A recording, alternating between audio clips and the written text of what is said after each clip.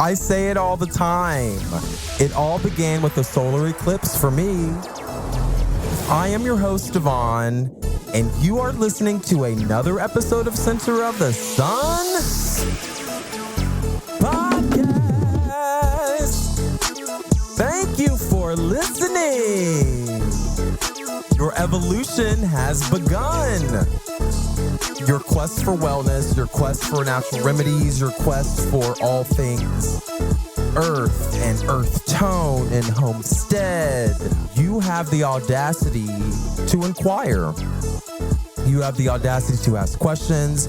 You have the audacity to ask for help from the earth. You have the audacity to explore the possibilities of everything.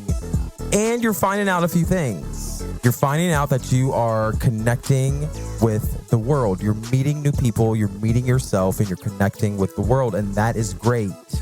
That is great because you find facts that way. Facts, when you start connecting with yourself, you start finding facts about yourself, and you start finding that facts do, in fact, accelerate change. But true change must be arrived. We have to arrive to true change with consensus and as a group and in real time and with real time input. And so, you want to understand and have a greater admiration for the world and for the people around you. You want a lot of things good to happen. It's the year of the 2020 election. We're trying to get Donald Trump's ass up out of here. We are against you, Donald Trump. We are against you. Get thee behind us. But we are nevertheless, it doesn't matter who is the president. We are in rapidly changing times. And sometimes it can be a little bit scary, especially when our trusted institutions are being decimated as we watch.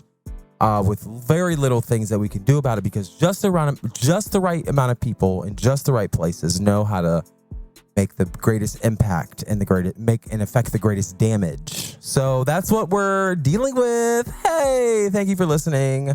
I am your host, Devon. You are listening to Center of the Sun, and your problems are solved by facts. I'm sorry. They're solved by facts, and there are certain things that you should know today that could qualify as a belief, but I'm going to say it's a fact. And I'm going to say it's a fact because you are going to inquire, and you're going to probe your own intuition, and you're going to tell me if I'm right. And I'd really appreciate the feedback. But, today I got my notes. I got my sketchbook, which is not really a sketchbook, because it doesn't have any sketches. I don't sketch. I don't know how to, I don't sketch anything. Because I have such a vivid mind space, things, I have images in there. I just cannot recreate it. There is just no way. And I wish I could. I'm sure I could practice, but I just don't have the patience. I wish I had the patience. Anyway, how are you doing today? I hope you're doing swell. I hope you are feeling all right. I know there is a lot of stuff going on in the world. I know there's a lot of chaos and turmoil in other countries, maybe not in the United States. I know in Lebanon, their whole government, it was so corrupt. They were so dumb. They just put manure on the shore, and blew up the whole city and killed all these people. I mean, off the coast of Greece, these Sudanese people or these Syrian people were just abandoned at sea, just the Middle Passages, just thrown to. I mean, talk about God doesn't like ugly. There is no void deep enough for you to go into, in order to learn your lesson about how to treat people. But facts. When we see something, we got to say something. And today, I want to tell you what I've seen. Not anything in the physical realm, but the things that I've seen, kind of in my dreams and shit like that, and kind of connecting the dots about what we're here for. Why are we here? What is the purpose? what is the true nature of our being? And I just wanted to share a few things with you. I wanted actually to continue on with, I had another video on Pinterest or something, but I wanted to run through the 9 states of being again as well. I have my notes here. Sorry, I'm looking down. But I wanted to talk about the 9 states of being, but I wanted to just introduce the 9 states of being, reintroduce themselves, let them reintroduce themselves to you today, because I write this stuff down like years ago. Like, I don't even know what the fuck I'm writing down, but I just have a thing where I'm just like, I have all these notebooks and I have all these pens, and like everywhere I look, like there's always something to write, and I'm always writing something down. And then one day I'm like, I'm going to make something out of it. And then I just look in there and there's just a treasure trove of all this information. And so that's what I'm going to give to you today. And that's when I say, like, I have my notes. Like, it's something I wrote down a long time ago that I had no purpose in saying again, just to write it down because I liked it. And then now today we're here. So it is kind of stressful outside right now. I literally just like went and got some food earlier today, and I was so pissed that I would not only had to stop at every fucking red light. So mad about that. I had to stand in line. So mad, and my patience was really tested today because everybody was out during this pandemic when it's just been dead for so long. I just wish it was dead again. I guess I need to move back to a small town, but it's realizing that things change and that things change, sometimes change for the good and sometimes they change for the bad, but nevertheless, it's annoying as fuck. But sometimes the understanding of change is not well understood, especially in society. Why the hell does the government have to keep, and that's the thing, is like fundamentally our government doesn't change. And right now we're just in a period of rapid change from a point when it used to not change. It was very stable, and now it feels less stable. So understanding change is not well understood equally by all people. So when certain people make changes in Washington, that affects the whole country. But those people, the further you are away from the change, the less likely you are to understand it. So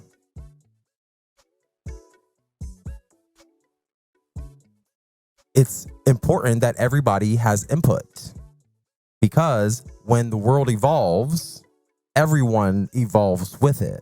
So we don't want to leave anybody out. It's actually not in our best interest to leave people out, because we have to evolve together. So the more we leave people out, the less we evolve. So it's kind of like a self-fulfilling prophecy where you just like feed your own destruction. But how do you measure change? Like, say if you are feeding your own destruction, how would you even measure that? If you're doing well, how would you measure that? Well, you have to start with a set of facts. And when we talk about, spirituality in the context of trying to live in this world, how do you measure impact? Like, how are you measuring change? Is there anything that's coming of even like releasing Christianity and like acquiring some other beliefs about aliens and shit like that, like, or whatever the hell people think about? I don't know.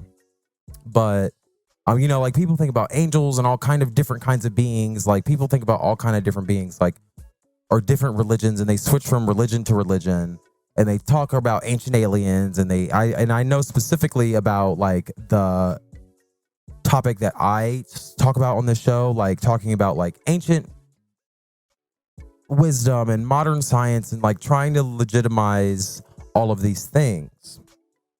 But at the end of the day, I'm trying to find a measurement. I'm trying to measure the change. And I'm actually, my hypothesis is that there is no change. But but how do you measure no change? You have to measure that there is no change with a measurement. Like you still need to measure it. Even if it's 0 inches, you still have to figure out that it's 0 inches. But in terms of spirituality, that's one thing. How do you measure that on your life? That's something that's kind of difficult to do. On another hand, there's public policy, but they measure Obamacare by how many people have health insurance. And then they measure, they say like a doctor, they measure your blood with the blood test. They measure your chemistries and like see like, was there more iron over here than there was over here, or calcium over here than there was over here, or fat over there than there wasn't over there. Just they make comparisons, or they find differences between the things, or or like a business, they invest in something and then they run an ad on it, and then they want to make sure that there is some sort of change that's happened, a positive ROI, or return on an investment. So measuring change is an inherent part of our life, gathering facts, amassing evidence. It's normal to do that. And I don't know why the hell you keep relying on everybody else to tell you what's true, especially me. Don't rely on me. Don't take my advice. I'm just here. I'm just here because I'm being called. That's it. That's it. Literally, I wish there was a bigger difference, but it's just like, how do you measure change? It's very inherent. And that is why my whole business, entrepreneurship, my whole vision for who I want to be is rooted in inquiry and research. And that is why I appreciate you for watching and like supporting and listening, because you also want to understand what the fuck is going on. Like, it is so frustrating. It is so frustrating to just live in a fucking world where shit is like magical as fuck, but like you kind of can't quite maintain it. It's not sustainable or whatever it is. Like, you just feel like things are greater than they are. So how do you measure change? Like, you can be crazy and just believe it. Like, that's just called a religion. Like, no thanks. Or you could actually confirm it. And there are ways to confirm it. That's what we're going to talk about today. Confirmation, confirm the spiritual energy, get it together, and then hold yourself accountable. And when you start holding yourself accountable, you start holding the people around you accountable, especially the public fucking leaders. You go to the ballot box, you start doing things that are good for the collective and good for you, but you don't want to get too tied up in the collective. Because I think that's part of our issue, is we're too tied up in the collective. So here are 9 states of mind, 9 points of guidance for you today. Our Father which art in heaven. So first of all, I just want to pose a question. Why, or in what ways, like, give me like a good top 2. In what ways would it be beneficial to you to reside in a perfect place, like a perfect world? In what way would it be advantageous for you? I guess it would be advantageous. Yeah, it'd be advantageous to an extent. But like in a perfect place where there is only perfection and no change, if change is inherent to our humanity, why and in what way would it be advantageous for you to reside in a perfect place? Imperfection. I wrote a song, and this is another thing about my notes that I surprise myself, is that like I'll write things that are applicable like in the future to me, which is kind of cool, but it's just like weird. But like even right now, I wrote a lyric years ago that says my imperfection is a gift. I'm saying you are just better off being rich because you don't really understand what I'm saying when I say that. And I'm just like, okay, here's a new Patek on my wrist. 30 million a year. But actually the grass is green where you water it. And there is no sort of place to go that is more perfect than where you are right now. Because it's like, the earth is fucking beautiful. I don't know. Death allows that to happen or to be. I don't know. It's hard to explain. Yet, a lot of people, Christians, Hindus, Muslims, I love them all. They're all great people. They all have great ideas. And that was sarcasm. Well, the ideas was sarcasm. I love everybody. It is what it is. No, I don't. It is what it is. No, we're not perfect. Fuck that. You don't have to love anybody. You should only love what you actually love. It's disingenuous to love something just because you have to. That's weird. But I also was adopted. So like, love is different. I have a different idea of love because it was given to me differently. In good and, good and bad. Like, thank God I had love at a certain point to an extent, but to always kind of ponder your biological family is kind of like a weird thing. But I'm just like, ugh. When you know the history too, it's just like, I don't really want to open a Pandora's box. That's not something I quite want to do today. So it is what it is, but that's neither here nor there. And that's why my concepts of everything are very nuanced, because my upbringing was also nuanced. And I think that's part of my journey. It's part of my state of mind, but that is a gift. That's kind of like things I've had to realize are gifts instead of curses. For instance, like my sexuality.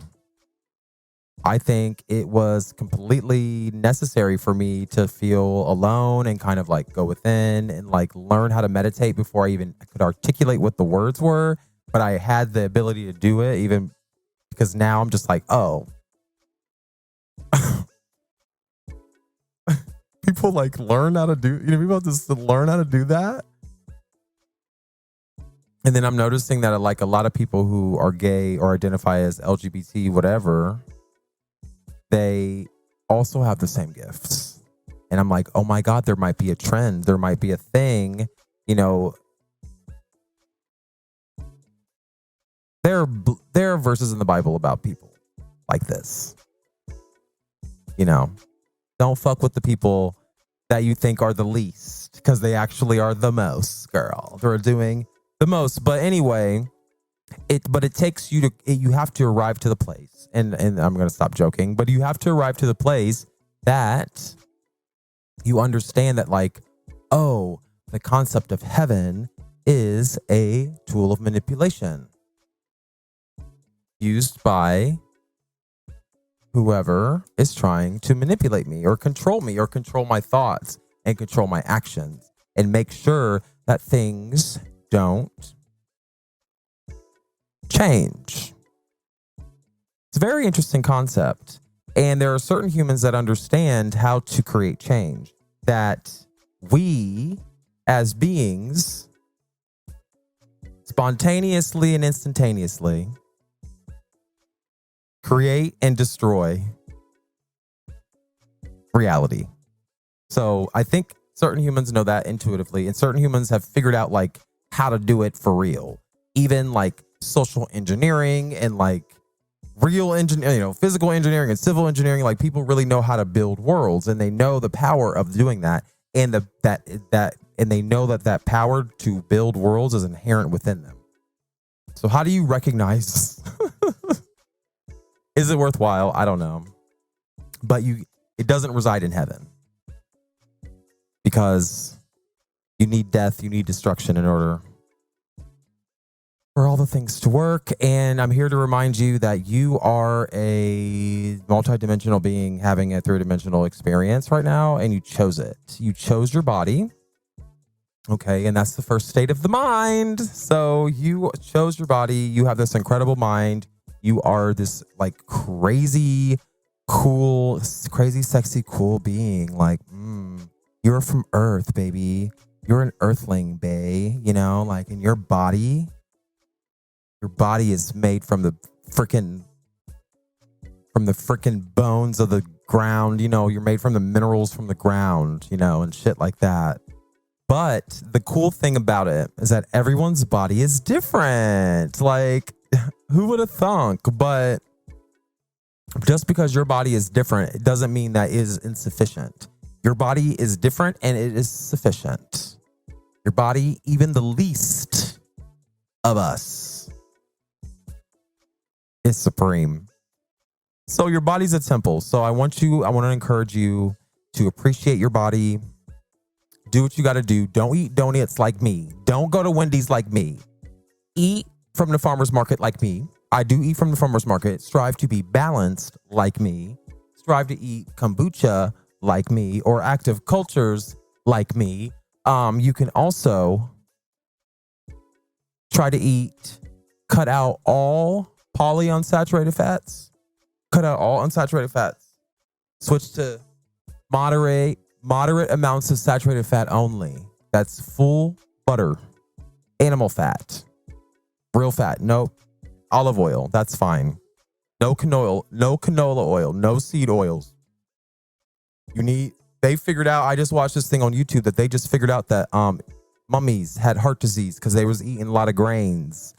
Keto, I don't know if we should cut out carbs. I don't really believe in like extreme, like no grains diet, but like we should be eating way less grains and way more saturated fats because our cells, every cell in our body is lined with 2 layers of lipids.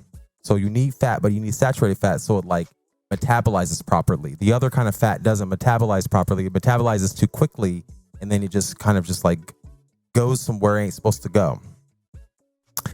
Love your body. When you love your body, it'll love you back, okay? Avoid getting attached to your body though, okay? So like, makeup and all that kind of stuff is fine. Tattoos, make it your own. But don't get attached because you will die, your beauty will fade, all that kind of stuff. You will die one day. And you'll realize that you are not your body. You have a body.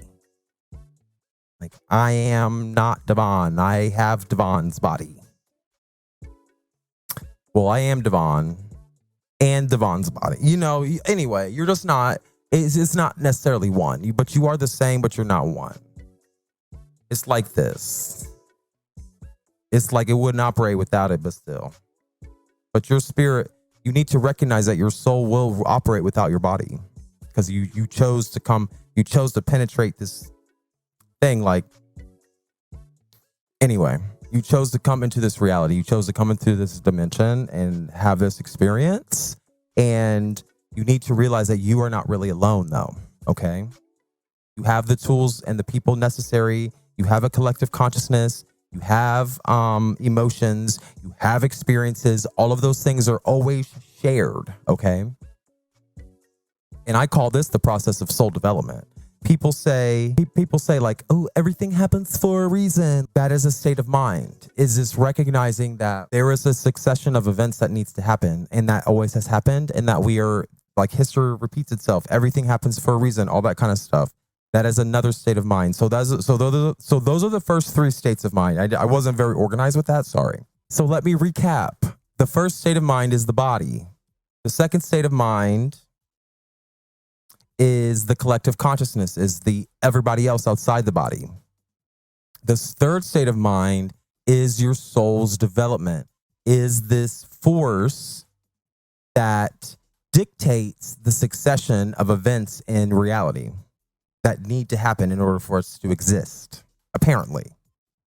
Oh my God, I think I'm like channeling right now. I'm like, what the fuck? I don't know any of this. I don't know if that's true. I don't know where that thought came from. But anyway, the process of soul development, everything happens for a reason. There is a succession of events. The fourth state of mind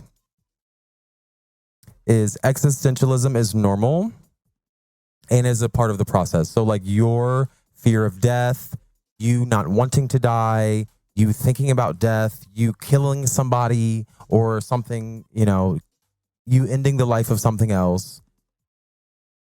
You asking yourself why you're here, what's my life's purpose? Like, oh my God, like, am I a good person? Like, oh my gosh, like, blah, like you doing all of that is very normal. And that is a state of mind. That is a state of your being that needs to exist because you need to go from unknowing to knowing. And there is a weird lesson when you devalue lives because you start like recognizing, you start seeing yourself in other lives and then you start learning that you can't take that life or that there is an inherent value in life. I don't know. I don't really know, but there's a lesson in devaluing other lives.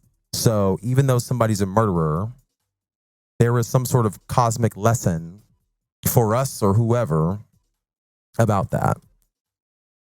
Moving on. Number 5, mindfulness. Okay, so like your ability to kind of coalesce all of these like crazy thoughts into one like perfect thing. That is a state of mind that you need to achieve. You have to work very hard on it. And I would suggest that you pick up a journal. I use a journal. I buy hella journals. I would really suggest it, because your past experiences will be interpreted through your present beliefs. So you need to write them down. How will you be able to go back and, kind of understand what you used to believe or how things change? This is what I was talking about, facts. Like, you need to write the facts down. And sometimes being mindful is how you arrive to those facts. But you will use your senses to continuously test the limits of your humanity. So just because you write everything down, you also need to make sure that you are using your senses to the best of your ability. You need to go out in nature.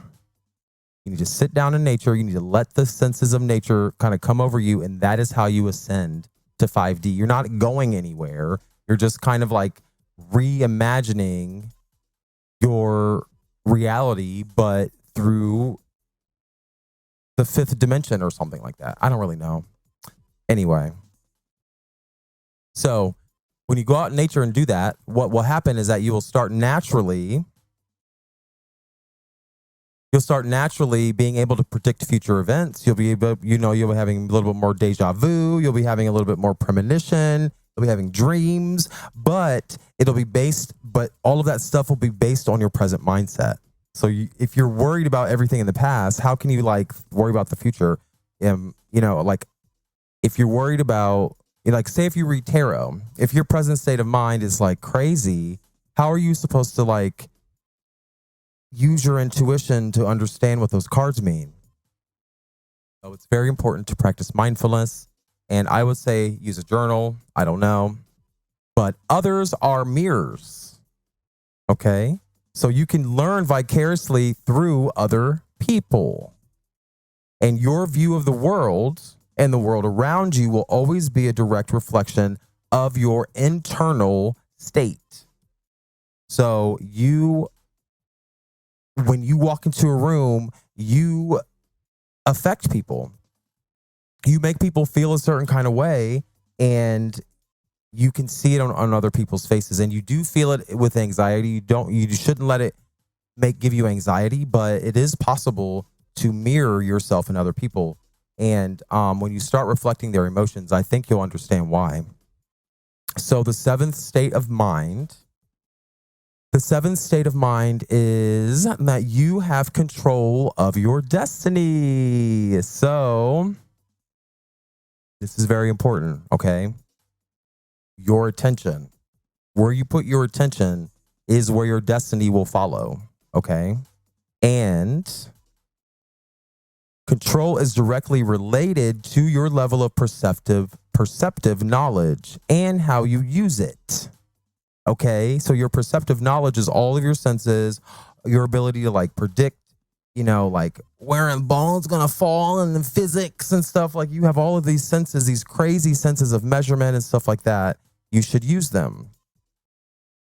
And the more you know things, the more you grow. The more you know, the more you grow. The more knowledge you have, the more power you have. The more knowledge you have, the better decisions you can make, the more predictions you can make. The closer you can get with nature, because it starts to make more sense, because nature is just fractal. It's all math and shit. So once you see one pattern, you've seen them all.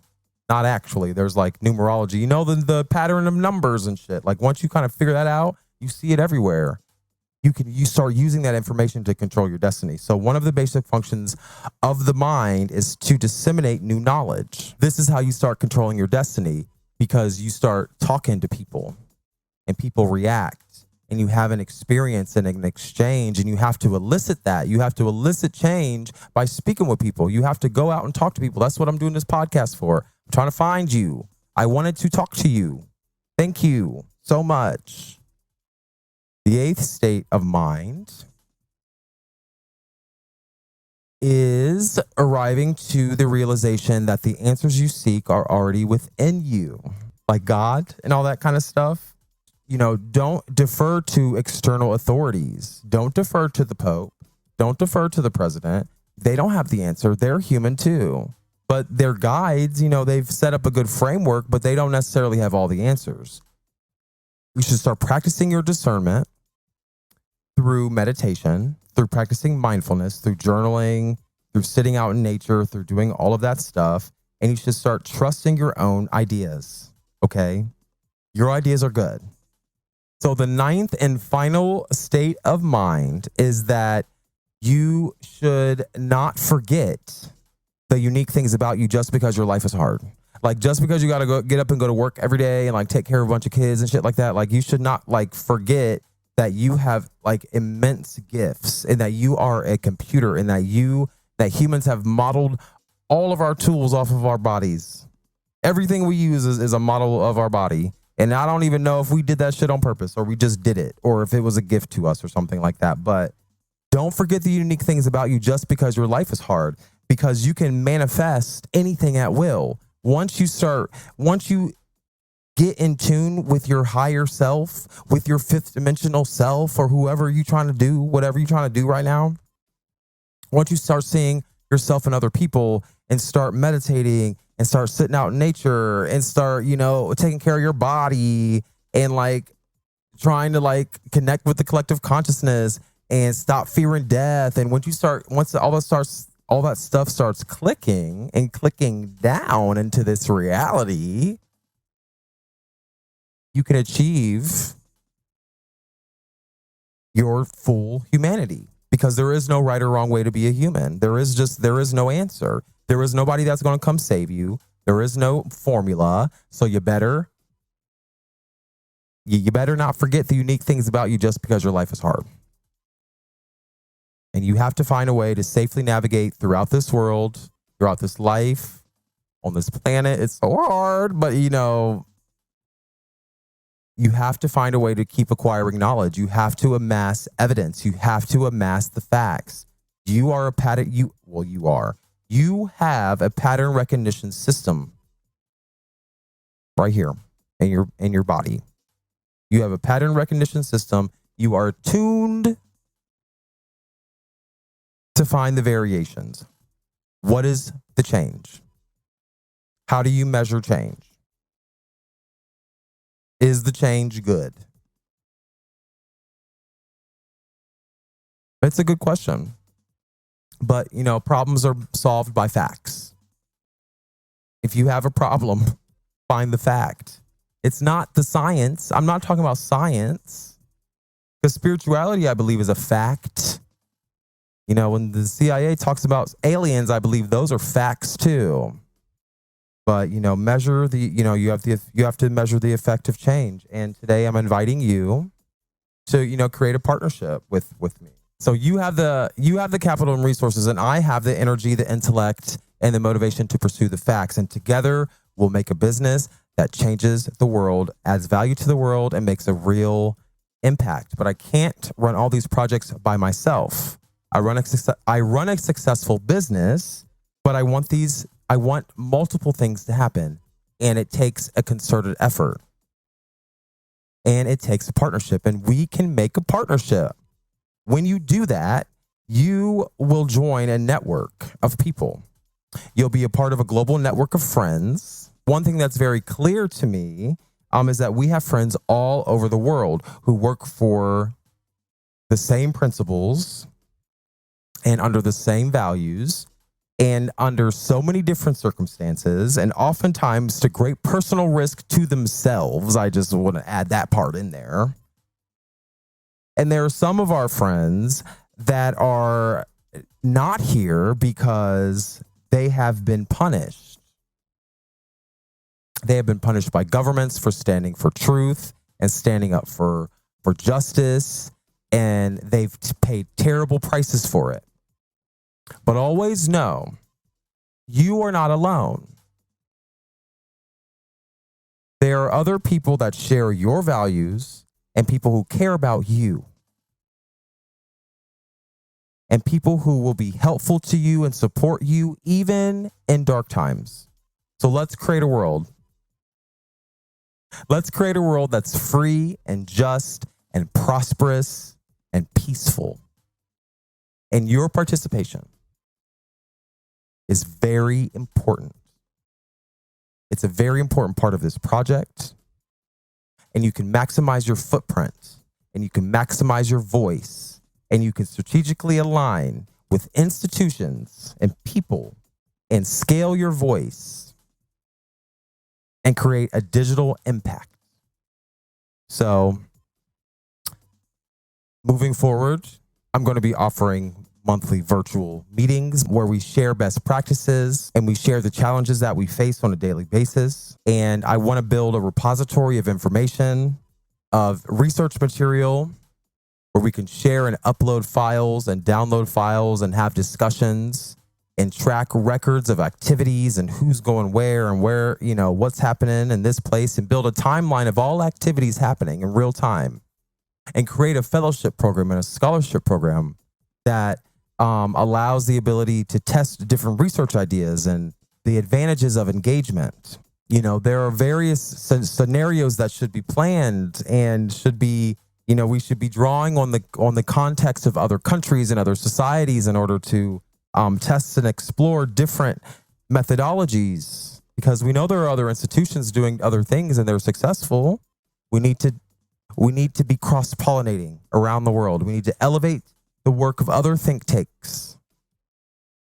And we need to know what comes next. And the purpose of exploring, we need to elevate the work of other think tanks. We need to know what comes next. And that's the purpose of exploration. That's the purpose of our work. We're exploring all of the thematic areas that we see fit, and increasing visibility of the information that we discover, creating a distinct agenda which encourages stickiness between people, all people, not just who we deem smarter or whoever. But how do you form a community like that? How do you form a network? Well, it takes resources and it takes people.